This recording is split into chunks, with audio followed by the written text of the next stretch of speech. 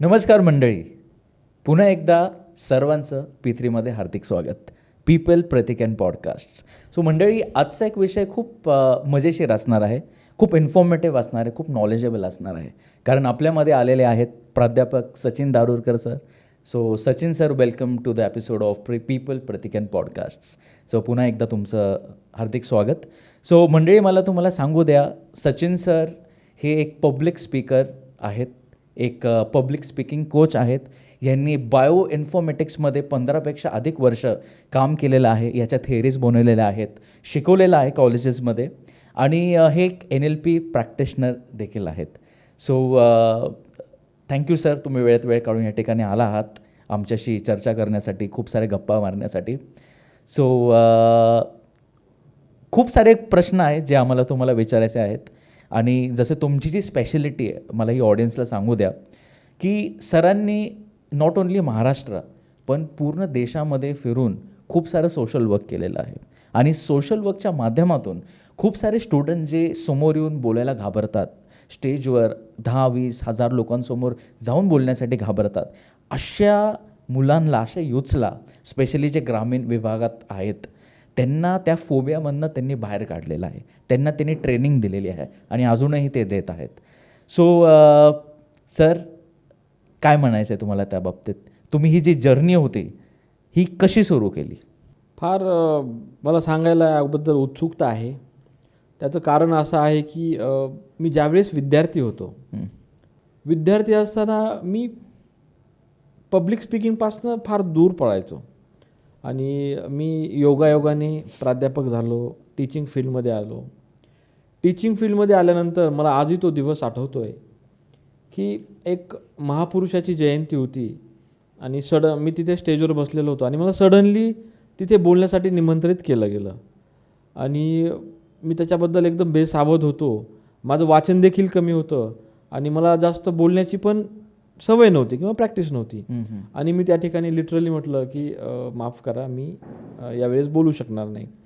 आणि मग मी त्या दिवशी ठरवलं की पब्लिक स्पीकिंग म्हणजे बोलता येणं किती महत्त्वाचं आहे, कम्युनिकेशन स्किल असणं किती महत्त्वाचं आहे. आणि मी त्या दिवशीच ठरवलं की आपला हा सध्या जो वीक पॉईंट आहे यालाच आपली स्ट्रेंथ बनवायची. आणि मग मी त्या दिवसापासून याचे धडे घ्यायला सुरुवात केली, वाचन सुरू केलं. आणि मग हळूहळू ही भीती माझी नाहीशी झाली आणि मी आज या स्टेजला आहे. वाव. आणि हे ऐकून खरंच मी स्वतः इन्स्पायर झालो. कारण आत्तापर्यंत मला असं वाटत होतं की फक्त जे ग्रामीण विभागात गावाकडून जे स्टुडंट्स येतात त्यांना ही भीती असेल, जे मेट्रो सिटीजमध्ये आहेत स्टुडंट्स ते खूप कॉन्फिडंट असतील. बट असं नाही आहे. खूप सारे स्टुडंट्स आहेत की त्यांना भीती वाटतेच. सो सर, खूप सारे स्टुडंट्स हा प्रश्न आहे की आम्ही ह्याला ओव्हरकम कसं करावं कमी वेळामध्ये? तर बघा, संभाषण कौशल्य आपण म्हणतो किंवा संवाद कौशल्य हे एक कला आहे. आणि आपल्याला माहिती आहे की कोणतीही कला आपण अवगत केल्यानंतर, त्याचा वारंवार सराव केल्यानंतर ते आपल्याला चांगली जमते. आणि कुठंतरी लोक याच्यापासून दूर पळतात. आणि प्रत्येकाची जी डेव्हलपमेंट आहे किंवा जे विकास आहे स्वतःचा, तर तुम्हाला वक्तृत्व येत नाही, तुम्हाला संभाषण येत नाही, तुमचं कम्युनिकेशन चांगलं नाही आहे, तर कुठंतरी ते तुम्हाला तुमच्या करिअरला कुठंतरी ब्रेक लावणार आहे. ठीक आहे.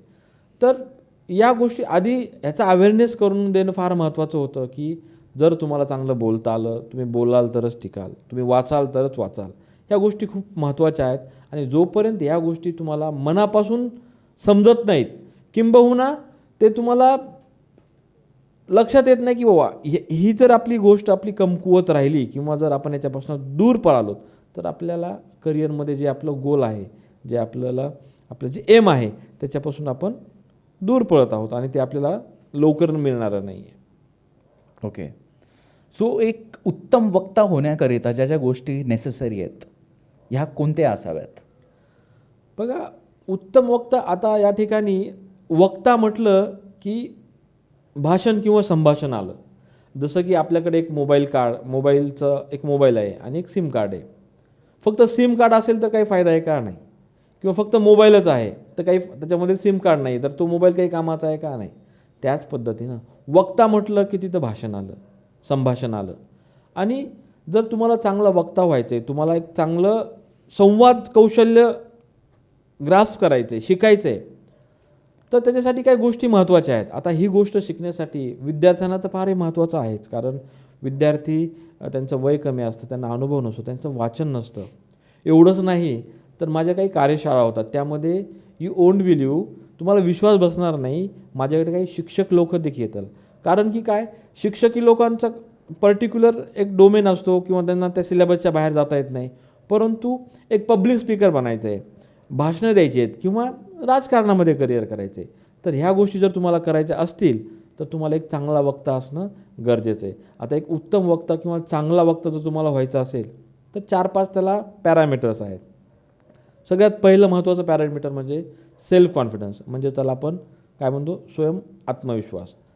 आत्मविश्वास का महत्त्वाचा आहे, कारण की आधी तुम्हाला समजलं पाहिजे की तुम्ही हे करू शकता, तुम्ही हे करण्यासाठी ॲबल आहात. आणि ऑफकोर्स माणूस ॲबल असतोच, फक्त त्याला त्याची जाणीव नसते किंवा तो त्याच्यापासून दूर पळत असतो. त्यामुळं सगळ्यात महत्त्वाचा रोल आहे तुमचा आत्मविश्वास. एकदा जर तुमचा आत्मविश्वास जागा झाला किंवा जर तुम्हाला समजलं की तुम्ही हे करू शकता, तुम्ही ते निश्चित करू शकता. आता दुसरी गोष्ट अत्यंत महत्त्वाची अशी आहे की बघा, आता हे जे मी काही पॅरामीटर्स तुम्हाला सांगत आहे हे एक दुसऱ्याशी कनेक्टेड आहेत. पहिलं पाहिलं आपण आत्मविश्वास, दुसरं आपण पाहिलं की तुम्हाला त्या विषयाशी, जो काय विषय आहे, ज्या विषयावर तुम्ही बोलणार आहात त्या विषयाचं तुम्हाला सखोल डीप नॉलेज असणं गरजेचं आहे. सखोल माहिती असणं किंवा त्या विषयाबद्दल तुमचं वाचन प्रचंड पाहिजे, तरच तुम्ही त्या विषयावर कितीक वेळाही बोलू शकता, हे महत्त्वाचं आहे. आपण पहिलं पाहिलं आत्मविश्वास, दुसरं पाहिलं डीप नॉलेज, आणि तिसरं अत्यंत महत्त्वाचं आहे की तुम्हाला बोलत असताना, आता मी समजा सध्या आता बोलत आहे, मी कॅमेऱ्याकडे बघून बोलत आहे, कारण ही त्याची पर्टिक्युलर एक प्लॅटफॉर्म आहे, परंतु तुम्हाला पब्लिक स्पीकर बनायचं आहे किंवा तुम्हाला खूप साऱ्या लोकांसमोर बोलायचं आहे, तर त्या ठिकाणी तुम्हाला तुमची देहबोली जास्त बोलली पाहिजे. म्हणजे बघा, फक्त जे आपले शब्द असतात, जे वर्ड्स असतात, त्याला फक्त 7% महत्त्व दिलं जातं, 7 ते 10%, ठीक आहे. दुसरं, आपली जी टोन आहे किंवा जी ट्युनिंग आहे ह्याला 30% महत्त्व दिलं जातं, आणि राहिलेलं उर्वरित जे 60% आहे ते तुमची पूर्ण देहबोली, म्हणजे तुम्ही बोलता कसे, तुम्ही कशा पद्धतीने उभे राहता, तुमचे हेड मोशन कसं होतं, तुमचे आय कॉन्टॅक्ट कसे आहेत, तुमचे फेशियल एक्सप्रेशन कसे आहेत, तुमचे हातवारे कसे आहेत, हे अत्यंत महत्त्वाचे आहेत. कारण की जसं मी आता तुम्हाला पर्सेंटेजच्या माध्यमातून सांगितलं की 60% तुमच्या देहबोलीला दिलेलं आहे. त्यामुळं तुमची देहबोली एकदम उत्तमरित्या पाहिजे. त्याच्या पुढचा जर तुम्ही पॅरामीटर बघितला, तो पण अत्यंत महत्त्वाचा आहे, आणि ते म्हणजे तुम्हाला त्या विषयाची मांडणी करता आली पाहिजे. ज्यावेळेस तुम्ही बोलताय, तर बोलत असताना तुम्हाला समोरचा जो श्रोता आहे त्याला एकदम समजल या भाषेत तुम्ही बोललं पाहिजे. म्हणजे तुम्ही सोपी भाषा वापरली पाहिजे किंवा तुम्ही उदाहरणं त्या पद्धतीचे दिले पाहिजे. ज्या विषयावर तुम्ही बोलताय त्या विषयाशी अनुसरून तुम्ही उदाहरणं दिले पाहिजेत, जेणेकरून समोरचे जे श्रोते आहेत त्यांना लवकर ते समजेल आणि ते तुम्हाला ॲग्री करतील. ओके, सो हा झाला एक प्रिपरेशनचा भाग. मध्यंतरी असं झालं होतं की एक पेरेंट होते, ते माझ्याकडे आल्याने आम्ही जस्ट डिस्कस करत होतो की आमचं जे मुलं आहेत, त्यांना 2 मुलं आहेत, सो हे दोघं खूप घाबरतात कशाला, समोर जाऊन बोलण्याकरिता. जर पब्लिक असेल, 4 माणसं कोणाली नवीन, कुठे जाऊन स्पीच द्यायचा असेल, तर ते हातपाय त्यांच्या थरथर कापायला लागतात. आणि हे खूप जणांबरोबर आहे. आपण असं एक ठराविक एज नाही बोलू शकत की फक्त जे लहान मुलं आहेत की जे टीनेजर्स आहेत ह्यांच्याबरोबर ह्या गोष्टी होतात. नाही, मोठ्यांसोबतही होतात. काही अशाही आहेत की आता जसं आपण कॅमेरा संदर्भात पण चर्चा करतो, कॅमेरासमोर येऊन पण बोलायला घाबरतात आणि लाजतात पण. आणि जर उद्या त्यांना आपण बोलायला लावलं की ठीक आहे, आज तुम्ही प्रिपेअर करा, उद्या बोला, तर त्यांना रात्रभर झोप नाही लागत. सो ही फोबिया आहे खूप मोठी, आणि एक खूप मोठा चॅलेंज आहे त्यांच्या आयुष्यामध्ये. कारण जसं आपण पाहतो, कुठेही तुम्ही ऑफिसमध्ये जाता, इंटरव्ह्यूमध्ये जाता, तर तुम्हाला तेवढा स्टेज कॉन्फिडन्स किंवा एक नॉर्मल कम्युनिकेशनचा कॉन्फिडन्स पाहिजे. सो एक हा खूप मोठा चॅलेंज आहे. हा कसा ओव्हरकम करता येईल, right starting from psychological perspective? तुम्ही म्हणताय ते अगदी बरोबर आहे, आणि हे केवळ फक्त एका विद्यार्थ्यांसोबत किंवा लहान मुलासोबतच घडत नाही, तर जे वक्ते आहेत हे त्यांच्यासोबतही घडतं. म्हणजे ज्यावेळेस सुरुवातीला स्टेजवर जातात आणि तिथं गेल्यानंतर काही सेकंद त्यांच्याही बरोबर काळजामध्ये किंवा त्यांच्याही हृदयामध्ये धडधड होतं थोडंसं, आणि तिथे गेल्यानंतर काही सेकंदामध्ये ते सेट होतात आणि मग त्यांचा तो जो फ्लो आहे नॅचरली तो चालू होतो. आणि ही नॅचरली गोष्ट आहे, याच्यामध्ये घाबरण्यासारखं असं काही नाही आहे. तर हे गोष्ट होते. आता याच्यामध्ये ही भीती जर तुम्हाला दूर करायची असेल तर तुम्हाला सातत्याने त्याचा सराव केला पाहिजे. आता सराव जर तुम्ही नवीन स्पीकर आहात, तुम्हाला नवीन भाषण शिकायचं आहे, तर त्यावेळेस मी तुम्हाला असं सजेस्ट करेल की तुम्ही आरशामध्ये वारंवार याचा सराव करा.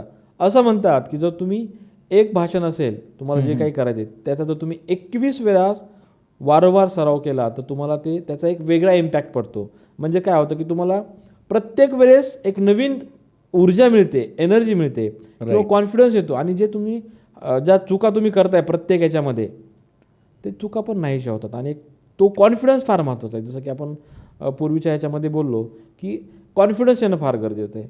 जर तिथे तुम्ही स्टेजवर गेल्यानंतर तुम्हाला तो कॉन्फिडन्स आला, दॅट्स इट. कारण की समोर बसलेले जे श्रोते असतात त्यांना हेच महत्त्वाचं असतं की हा जो वक्ता आहे तो काय बोलतो, कारण ते तुम्हाला ऐकायला आलेले असतात. काही लोकांना तुमच्याबद्दल आधीच माहिती असेल का, किंवा काही लोक तुमच्यासाठी नवीन असतील. ओके. परंतु तुम्ही तिथे गेल्यानंतर तुमचं भाषण जेव्हा सुरू करतात आणि जे तुमची सुरुवात होते तर ते सुरुवातीचे 60 सेकंद फार महत्त्वाचे आहेत. म्हणजेच ओपनिंग फार महत्त्वाचे आहे. असं म्हणतात की बघा, एखादा पत्रकार आहे, एखादी त्याला हेडलाईन बनवायची आहे, ठीक आहे, एखादी बातमी द्यायची, तर तो बातमी तात्काळ बनवतो, 15-20 मिनिटामध्ये बातमी बनवतो. पण त्याची जी हेडलाईन आहे ती महत्त्वाची. ती हेडलाईन जी बनवायला वेळ लागतो त्याला जास्त वेळ लागतो, कारण की लोक त्या हेडलाईनशी सायकोलॉजिकल कनेक्ट होऊन ती पूर्ण बातमी वाचतात. इथेही अगदी तसंच आहे. सुरुवातीच्या 60 सेकंदामध्ये तुम्हाला श्रोत्यासोबत सायकोलॉजिकल कनेक्ट तयार करायचा आहे, जेणेकरून ते तुम्हाला ऐकतील. आणि हे तुम्हाला जमलं की तुमची भीती हळूहळू नष्ट होईल. म्हणजे सर आता जसं तुम्ही मेन्शन केलं सायकोलॉजिकल, म्हणजे हा खरोखरच एक सायकोलॉजिकल गेम आहे. कारण जर मी असं एक माइंडसेट ठेवून गेलो की दिस इज माय स्टेज, मी बोलेल कॉन्फिडेंटली, तेच लोक ऐकणार आहेत. बरोबर आहे. If you think your a superstar of your on life आणि तसं तुम्ही त्या कॉन्फिडन्सने गेलात तर कदाचित तुम्ही खरंच सुपरस्टार ठराल. तर म्हणजे सगळं इथून सुरू होतं, राईट. सो ह्याला सायकोलॉजिकली एका बिगिनरने कसा विचार केला पाहिजे before going on the stage? बघा, याच्यामध्ये आता तुम्ही बिगिनर आहात, तुम्हाला करिअर करायचं आहे. आता सगळ्यात महत्त्वाची गोष्ट म्हणजे तुम्हाला मी सांगितलं की वारंवार प्रॅक्टिस, त्यानंतर तुम्हाला त्या विषयाची सखोल नॉलेज असणं गरजेचं आहे. आता नॉलेज तुम्हाला कुठून मिळणार? अनेक पुस्तकं आहेत, तुम्हाला पुस्तकं वाचायची आहेत. कारण तुम्ही जे बोलताय, तुमची जी स्पष्टता आहे किंवा तुमची जी शब्दाची शैली आहे किंवा तुमच्या ज्या शब्दांचा जो फ्लो आहे किंवा आवाजाचा जो चढ उतार आहे, या सगळ्या गोष्टीवर तुम्हाला काम करणं गरजेचं आहे. आणि तुम्हाला हे जमलं की मग तुम्ही तिथं अर्धी लढाई जिंकलेली असं आपण समजूया. ओके. सो कधी पण जेव्हा आपण भाषण करतो, सो कोणत्या गोष्टींची काळजी घेतली पाहिजे? मला तुम्हाला एक साधा प्रश्न विचारायचा आहे की जर आपल्याला एखाद्या गावाला जायचं आहे, 3-4 दिवसाचा आपला टूर आहे, तर तुम्ही काय कराल सांगा प्लीज? मी प्लॅनिंग करेल. मी आधी लिस्ट डाऊन करेल कोणत्या कोणत्या गोष्टी, right, starting from tickets, backpack आपण ज्याला म्हणतो, कुठे जायचं आहे, कुठे उतरायचं आहे, कुठे फिरायला जायचं आहे. बरोबर आहे, अगदी बरोबर आहे. आता तुम्हाला 4 दिवसासाठी ट्रिपला जायचं तर तुम्ही ती पूर्ण त्याची प्लॅनिंग करा. बरोबर आहे. भाषणाचं देखील अगदी असंच आहे. तर त्याचं काही पर्टिक्युलर एक टेक्निक आहे, एक पद्धत आहे. तुम्हाला आधी ते कागदावर उतरली पाहिजे की आपलं ऑडियन्स कोण आहे, आपल्याला भाषण कुठं करायचं आहे, आपला विषय काय आहे, आपल्याला त्याची पूर्वतयारी कशा पद्धतीने केली पाहिजे, आणि ही पूर्ण तयारी करून तुम्हाला भाषण द्यायला जायचं आहे. जर तुम्ही डायरेक्टली गेलात किंवा त्याची जर पूर्वतयारी न करता जर तुम्ही गेलात तर तिथे प्रॉब्लेम येणार, नक्कीच येणार. आणि तुम्ही जर त्याची पूर्वतयारी केली तर तिथे तुम्हाला अजिबात काहीही प्रॉब्लेम येणार नाही किंवा तुम्हाला काही प्रॉब्लेम फेस करण्याची गरज नाही. कारण हे गरजेचं आहे. जेव्हा असं म्हणतात ना, प्रॅक्टिस मेक्स मॅन परफेक्ट, आणि हे कुठंतरी ज्याने लिहिलं ते अगदी बरोबर आहे. तुम्हाला आधी सराव करावा लागेल आणि मग सरावाने त्या गोष्टी तुम्हाला ॲटोमॅटिकली सरावानेच तुम्हाला आत्मविश्वास मिळणार. आणि एकदा आत्मविश्वास मिळाला की मग तुम्ही काही करू शकता. सो सर, अजून एक असा मला विचार येत होता की आता एखादा बिगिनर असेल, त्यांनी खूप प्रॅक्टिस केली आणि तो स्टेजवर गेला. असे खूप स्टुडंट्स बोलतात की आम्ही ब्लँक होतो, आम्हाला खूप भीती वाटते, आणि मग जे प्रिपेअर केलेल्यात गोष्टी त्याही ते विसरून जातात. बरोबर आहे, असं अगदी बऱ्याच लोकांसोबत होतं आणि त्याचं एक मात्र कारण आहे की ते पाठांतर करून जातात. आता मला सांगा, एखादा वक्ता आहे, त्याला भाषण देण्यासाठी आमंत्रित केलेलं आहे आणि त्यानं त्या पर्टिक्युलर भाषणाचं पाठांतर केलं आहे. आता तो भाषण देत असताना एखादा शब्द त्याला आठवत नाही आहे किंवा एखादी त्याला पंक्ती आठवत नाही आहे, तो तिथेच थांबतो, ब्लँक होतो, त्याला पुढं बोलता येत नाही आणि मग त्याला नाविलाजाने त्याला त्या भाषणाला तिथे पूर्णविराम द्यावा लागतो. तर मला तुम्हाला सांगायला आवडेल की ज्यावेळेस तुम्ही बोलत आहात, एक तर तुम्ही पाठांतर करू नका, फक्त मुद्दे लक्षात ठेवा, मुद्द्यांच्या आधारावर तुम्ही बोलू शकता आणि तरीही तुम्हाला जर काही आठवत नसेल तर तुम्ही तिथं न थांबता तो पॉईंट स्किप करा, तो मुद्दा सोडून द्या, कारण समोरच्या श्रोत्यांना माहीत नाही की तुम्ही कोणत्या मुद्द्यावर बोलणार आहात. त्यामुळे तुम्हाला ज्यावेळेस बोलताय त्यावेळेस तुमचा जो आवाजाचा फ्लो आहे, तुमची स्पीड आहे, तर ते व्यवस्थित असू द्या. म्हणजे साधारणतः आपण असं म्हणतो ना की स्लो, फास्ट, मीडियम, तर याच्यातला जो मीडियम मुद्दा आहे तर ते तुमची जी स्पीड आहे किंवा तुमचा जे थोडंसं पॉज घेत चला, जेणेकरून तुम्हाला काही आठवायचं आहे, तुम्ही समजा काहीतरी आठवत आहे तर श्रोत्यांना कळालं नाही पाहिजे की हा काहीतरी आठवतोय. तर त्याची एक पद्धत आहे, तुम्हाला ते आधी ग्रास्प करावं लागेल आणि भाषण पाठांतर अजिबात करायचं नाही. तुम्हाला ते मुद्दे लक्षात ठेवायचे आणि त्यानुसार तुम्हाला भाषण त्या ठिकाणी द्यायचं. नाहीतर तुम्ही 3 Idiots मधल्या चतुर हो, नाहीतर तुम्हाला नक्कीच त्या पद्धतीनं फेस करावं लागेल, जो सगळ्यांनाच खूप नक्कीच एक्झाम्पल परफेक्ट आहे. हो हो हो. तर नाहीतर खूप जणांचं असं होऊ शकतं, कारण तुम्ही विदाऊट लॉजिक पाठांतर करून गेलात तर प्रॉब्लेम आहे. एक तर तुम्ही लाईन्स पण विसरू शकता आणि मग सगळा तो प्रॉब्लेम होईल त्या पूर्ण स्पीचचा. ओके, सो सर अनेक प्रश्न आहेत. असाही एक प्रश्न पडतो की कधी कधी स्पीच आपण देतोच छानपैकी, कुठेतरी स्पीचच्या मध्ये येतो जे प्रिपेअर केलं असतं आपण, आणि चुकून आपण एखादं वाक्य जे बोलायला नव्हतं पाहिजे ते बोलून जातो, जे आपल्या कॉन्टेंटमध्ये नाही आहे, म्हणजे चुकीचं असेल, त्या लॉजिकली चुकीचं असेल म्हणू शकतो. अशा वेळेस आपल्याला कळतं आहे की मी चुकलो आहे, कदाचित लोकांना नाही माहिती आहे कॉन्टेंटमध्ये काय होतं. अशा वेळेस आपण कोणत्या गोष्टींची काळजी घ्यायला पाहिजे की ते लोकांना नाही कळायला पाहिजे की आपण चुकलो आहे? बघा, आता लोक ज्यावेळेस तुम्हाला ऐकतात त्यावेळेस बऱ्याच लोकांचं बारकाईने तुमच्याकडे लक्ष असतं. बरोबर. त्याच लोकांना कळणार की हा माणूस इथे चुकला आहे. तर तुम्ही जे चुकला आहे त्यावर तुम्ही स्पष्टीकरण देत बसू नका, कारण चूक ही कोणाकडनंही होऊ शकतेच. त्यामुळे या जगामध्ये असा कोणी परफेक्ट नाही आहे की तो डायरेक्ट वरून आला आणि त्याला पूर्ण सगळ्या गोष्टी जमतात. कारण बघा, देवाने मनुष्याला एक फार सुंदर देणगी दिलेली आणि ती म्हणजे विचार करण्याची क्षमता. तर तुम्ही ज्या पद्धतीनं स्वतःला प्रेझेंट करता त्याच्यावर सगळ्या गोष्टी अवलंबून आहेत. आणि जरी तुमच्याकडनं चूक झाली तर तुम्ही कशा पद्धतीनं प्रेझेंट करताय स्वतःला, कशा पद्धतीनं मुद्दे मांडताय, उदाहरणं कशा पद्धतीनं देताय, ह्या गोष्टी फार महत्त्वाच्या आहेत, ह्या गोष्टी फार मायने ठेवतात. त्यामुळे तुम्ही त्या पद्धतीनं जर स्वतःला तिथं प्रेझेंट केलं, सादरीकरण केलं, तर लोक तुम्हाला तुमची छोटीशी जरी चूक झालेली असेल तर त्याला निग्लेक्ट करतात. आणि सर याच्यामध्ये एक पॉवर ऑफ व्हिज्युअलायझेशन किंवा मॅनिफेस्टेशन, 1-2 गोष्टी येऊ शकतात. खूप सारे लेजंड्सच्या बुक्समध्ये मी वाचलेल्या त्या गोष्टी, की जेव्हा पण ते स्टेजवर जाण्या अगोदर एका ठिकाणी शांत बसून विचार करतात, की आपण व्हिज्युअलाइज करतात इनफॅक्ट की आम्ही स्टेजवर गेलेलो आहोत, लोक ऐकत आहेत, प्रेझेंटेशन किंवा भाष्य खूप छान झालेलं आहे. सो हे कसं वर्क करतं? बघा, हे अत्यंत महत्त्वाचं आहे, कारण आम्ही वर्कशॉप घेतो त्या वर्कशॉपमध्ये आम्ही जे काही लोक येतात त्यांना हे शिकवतो आम्ही, ही व्हिज्युअलायझेशनच्या काय पद्धती आहेत, काय टेक्निक आहेत, काय मेथड आहेत, आणि आम्ही ते शिकवतो. कारण काय होतं की हा जो सगळा खेळ आहे हा सगळा कुठंतरी सबकॉन्शियस माइंडचा आहे. आणि ज्या पद्धतीने तुम्ही आत्ता बोलले मॅनिफेस्टेशन किंवा व्हिज्युअलायझेशन, ह्या गोष्टी महत्त्वाच्या आहेत, कारण आपण ते व्हिज्युअलाइज करायला पाहिजे आणि नक्कीच केलं पाहिजे. कारण आपण ज्यावेळेस व्हिज्युअलाइज करतो, व्हिज्युअलाइज केल्यानंतर काय होतं, आपल्याला ते चित्र दिसून येतं आणि ते दिसून येतं म्हणजे ते कुठंतरी तुमच्या माइंडमध्ये स्वतःचं प्रिपरेशन सुरू आहे आणि तुम्हाला कुठंतरी ते खूप पॉझिटिव्ह कॉन्फिडन्स किंवा एक सपोर्ट तिथे मिळतो, जेणेकरून तुम्ही तिथे रिअलमध्ये जरी गेलात तर तुम्हाला तिथे भीती वाटणार नाही किंवा कमी भीती वाटेल. जर तुम्ही काही चित्रपटांचा मी तुम्ही या ठिकाणी दाखला देऊ इच्छितो. ओम शांती ओम आहे, या मूवीमध्ये शाहरुख खान नेहमी व्हिज्युअलाइज करतो की मला अवॉर्ड मिळालेला आहे, अशा Right, पद्धतीचा right, अवॉर्ड right. मिळेल आणि त्याला तो मिळतो. दुसरा एक मूवी आहे, मी तुम्हाला या ठिकाणी परत सांगू इच्छितो. इक्बाल नावाचा एक श्रेयस तळपदेचा मूवी. येस. त्या ठिकाणी तो एक क्रिकेटपटू असतो. तर त्याच्याकडे बऱ्याचशा गोष्टी नसतात, तर तो एका झोपडीमध्ये बसून डोळे बंद करून व्हिज्युअलाइज करून प्रॅक्टिस करत बसायचा आणि त्या ठिकाणी तो सक्सेसफुल होतो. तर व्हिज्युअलायझेशन एक फार महत्त्वाची टेक्निक आहे आणि माणसांनी करायलाच पाहिजे. फक्त भाषणाच्या क्षेत्रात किंवा या क्षेत्रामध्येच नाही, तर तुम्हाला ज्या कोणत्याही ठिकाणी सक्सेस व्हायचं असेल तर व्हिज्युअलायझेशन तुम्ही ते करणं महत्त्वाचं आहे.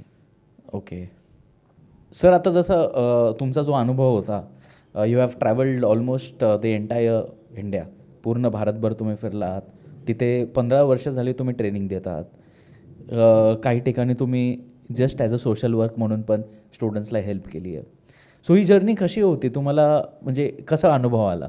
कारण खूप सारे स्टुडंट्स, नवीन नवीन चेहरे, नवीन नवीन विचार, नवीन नवीन पर्सनॅलिटीज. सो कसं वाटलं? हा एक वेगळाच अनुभव आहे आणि मला तो नक्कीच सांगायला आवडेल. मी या माझ्या 15 वर्षामध्ये फक्त महाराष्ट्रातच नव्हे तर अनेक राज्यांमध्ये माझं ट्रेनिंग प्रशिक्षण दिलेलं आहे. त्याच्यामध्ये एक माझा विद्यार्थी होता, तर त्याच्यामध्ये ॲबिलिटीज होत्या, त्याच्यात क्वालिटीज होत्या, त्याला नॉलेज होतं, परंतु स्वतःला तो एक्सप्रेस करू शकत नव्हता. अच्छा. आणि मी त्याच्या ॲबिलिटी ओळखल्या की हा काहीतरी वेगळा बनू शकतो, परंतु याच्यामध्ये ज्या गोष्टी कमतरता आहेत किंवा याच्यामध्ये ज्या गोष्टीत आपल्याला ते बाहेर काढून त्यांना डिस्ट्रॉय करायचं आहे, तर आधी मी त्याचा पूर्ण बारकाईने अभ्यास केला की ह्याला आपल्याला एक्झॅक्टली काय करावं लागेल जेणेकरून हा स्वतःला प्रेझेंट करेल, स्वतःला प्रेझेंटेबल बनवेल. तर मी थोडासा त्याच्यावर डीपली अभ्यास केला. त्याला सुरुवातीला मी जास्त फोर्स केला नाही आणि जेव्हा मी त्याच्याशी इंटरॅक्ट व्हायचो होतं तिथनं तो पळून जायचा इन द सेन्स तिथून तो निघून जायचा. नर्वसनेस असायचा.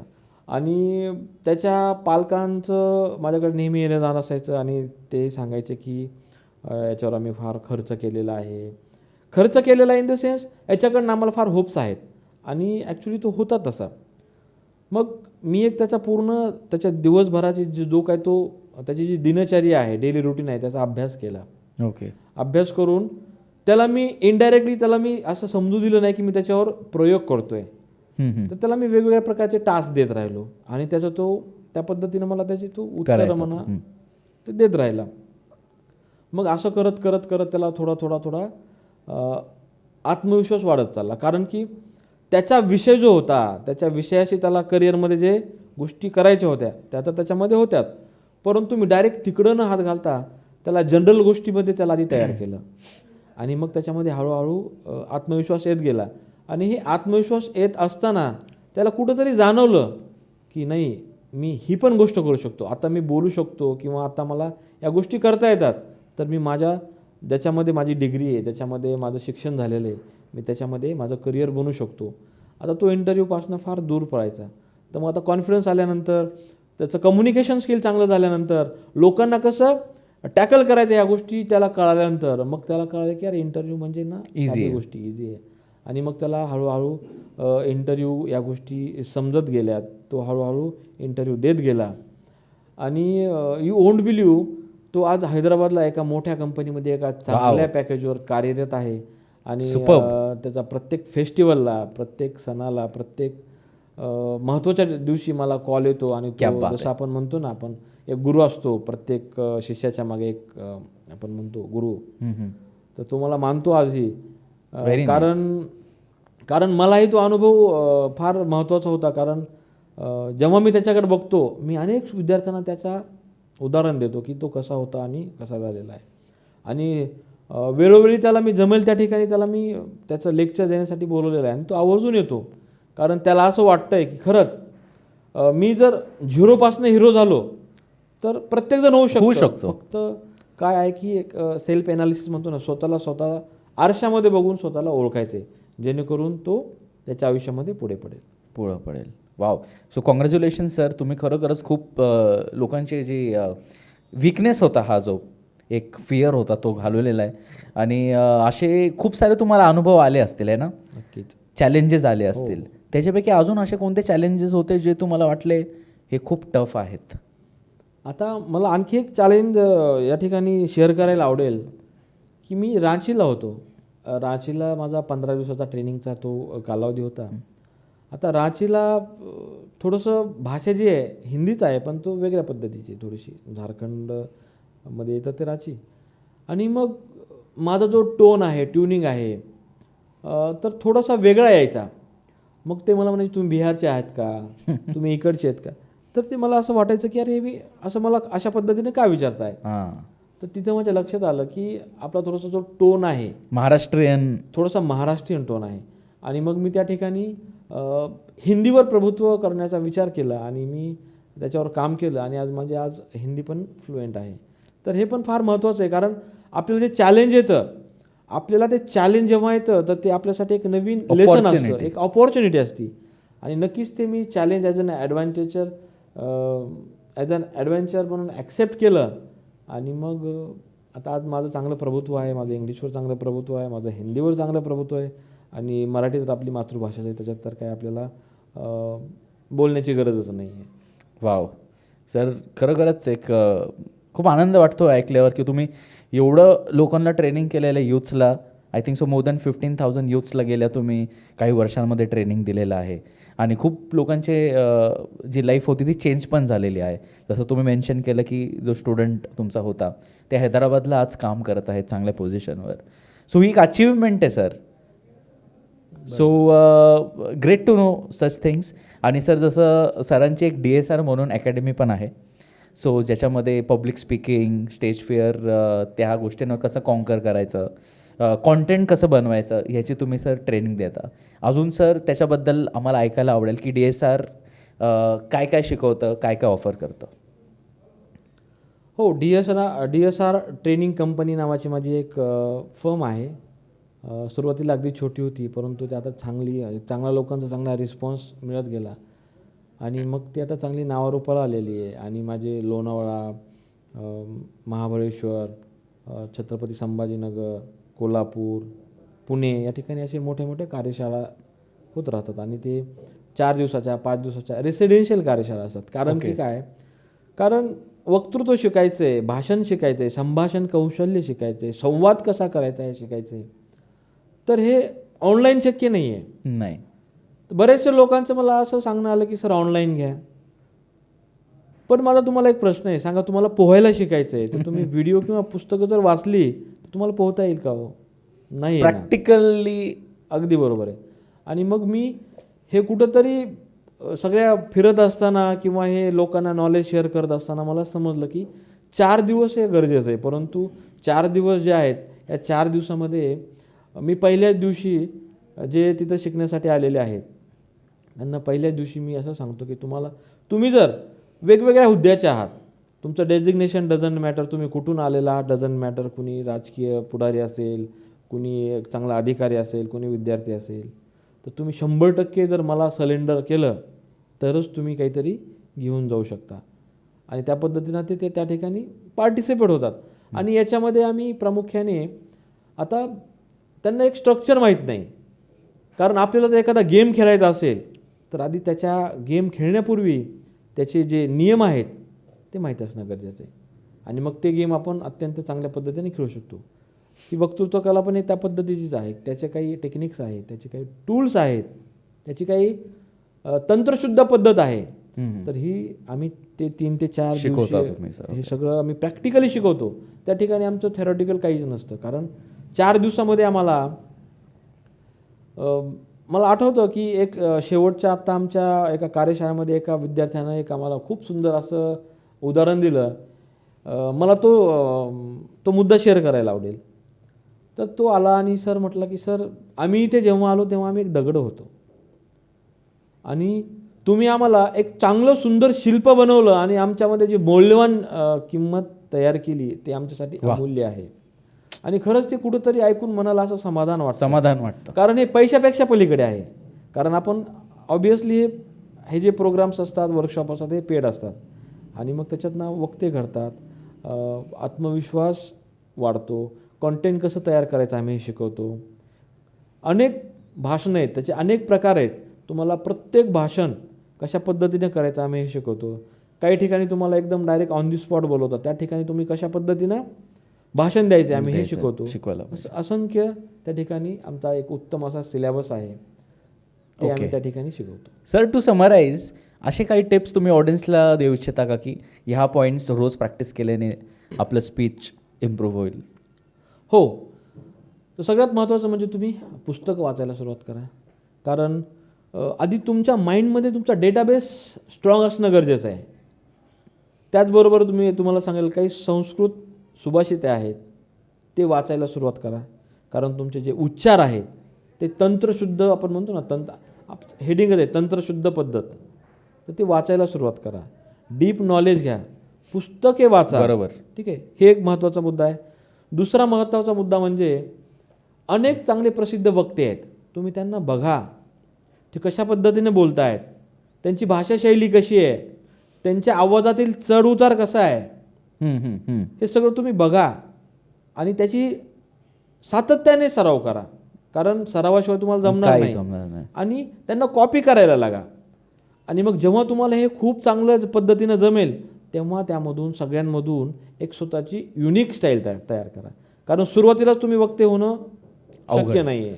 पेशन्स असणं महत्त्वाचं आहे, गरजेचं आहे. कारण की कोणतीच गोष्ट आपल्याला, एक मराठीमध्ये म्हण आहे की आपण तूप खाल्ल्यानंतर लगेच रूप येत नाही, त्यामुळे पेशन्स असणं गरजेचं आहे. तर तुम्हाला हे सातत्यानं सराव करावा लागेल आणि मग तुम्हाला हे नक्कीच तुम्ही जे ठरवलेलं आहे, तुमचं जे काही गोल आहे, एम आहे, तुम्हाला वक्ता का बनायचं आहे, ते नक्कीच तुमचं साध्य होईल. Wow. So sir, thank you so much for coming over. तुम्ही आलात या ठिकाणी नॉलेज शेअर करण्याकरिता. खूप खूप तुमचे आभार on behalf of entire team of P3. So मंडळीसाठी खूप इम्पॉर्टंट जे तुम्ही सांगितले टिप्स, की ह्या गोष्टींवर ओव्हरकम कसं करायचं, हे डेफिनेटली फायदेमंद ठरेल.